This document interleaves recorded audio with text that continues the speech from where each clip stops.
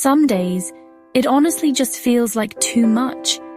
The pressure from school, family stuff, all those expectations to have it all together, it can get heavy real quick. But let me tell you something that a lot of people forget.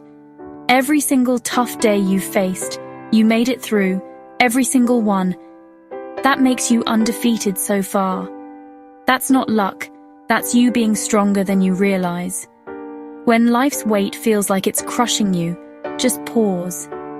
Breathe in, slow and deep. If you pray, now's a good time, or just talk it out. Don't bottle it up inside. You're not weak for feeling overwhelmed. You're just human, and it's okay to rest. It's not the same thing as giving up. Here's what I want you to do right now. Take a deep breath with me.